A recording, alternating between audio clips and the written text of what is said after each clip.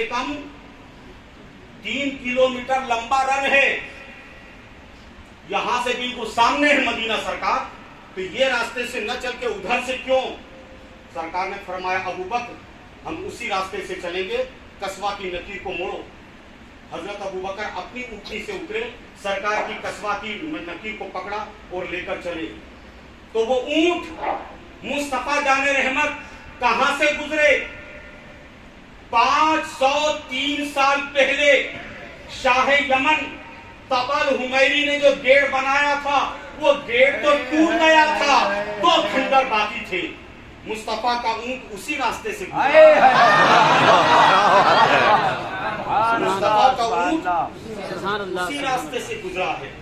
और जब मदीने में पहुंच गए तो लोगों क्या बताऊं यार, बजाते बजाते लोगों ने फोड़ दिया जो बजा रहे थे, जज्बात में आ गए, आउट ऑफ कंट्रोल कि अल्लाह जिस पर तू दरूद और सलाम भेजता है वो मेरे रूबरू है। अल्लाह जिसका तू दीदार करता है वो आज हमारी निगाहों के सामने है।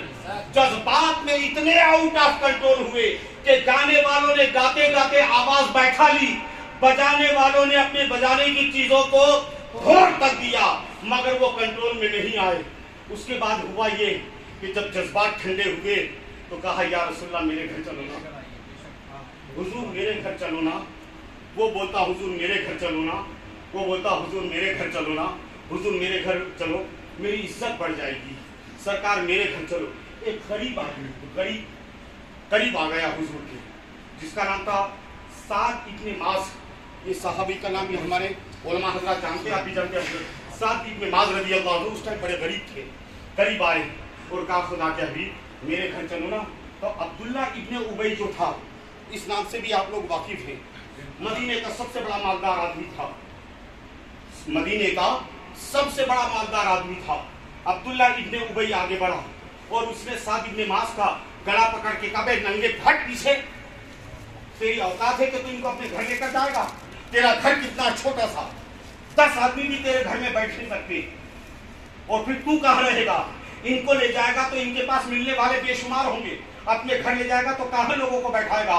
फिर उसने हाथ जोड़कर कहा कि या रसूलल्लाह मेरे घर चले आप, मेरा घर बहुत बड़ा है, मदीने में सबसे बड़ा घर, अगर आप मेरे घर में चलेंगे तो एक वक्त में 1000 आदमियों के बैठने की गुंजाइश मेरे घर में है।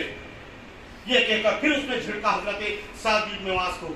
तो उन्होंने हुजूर की आंखों की तरफ देखा, उनकी आंखों में आंसू आ गए। सोच बोले तो कुछ नहीं, सोचा होगा कि काश मेरे पास भी अगर ये होता तो मैं भी इसको जवाब देता कि तेरे पास क्या, तेरे से ज्यादा, मगर वो खामोश हो गए। हुजूर की तरफ देखा, 2 आंखों में आंसू आए, टपक गए। मुस्तफा से उसके आंसू देखे नहीं गए। क्यों नहीं देखे गए? कि वो खुद रहमतुल लिल आलमीन, सुभान अल्लाह, जो कायनात के लिए रहमत बनकर आया हो, वो कैसे अपने किसी गुलाम की आंखों में आंसू देखेगा? लोगों, ये हुसैनी जलालाबादी तुम्हें सबक दे रहा है कि मुस्तफा की बारगाह में जब सलाम पढ़ो तो मोहब्बत में 2 आंसू टपका लो। जिब्राइल तुम्हारे पैरों के नीचे पर बिछाएंगे पुल से रात में, उनकी मोहब्बत में कभी कभी रो भी लिया करो।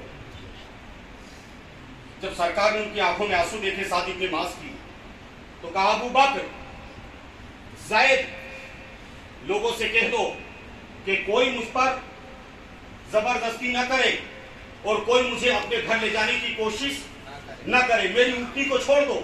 वो अल्लाह जो शहद की मक्खियों की तरफ वही करता है, उस अल्लाह ने मेरी ऊँटनी को बता दिया है कि मुझे कहाँ रुकना है। जो अल्लाह शहद की मक्खियों की तरफ वही करता है, उस अल्लाह ने मेरी ऊँटनी को बता दिया है कि मुझे कहाँ रुकना है, छोड़ दो मेरी ऊँटनी की नकीर को।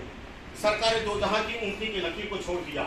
अब ऊँटनी चल रही है, मदीने की गलियों से गुजर रही है, मदीने के बाजारों से गुजर रही है, मदीने के रोडों से गुजर रही है, सड़कों से गुजर रही है, मदीने के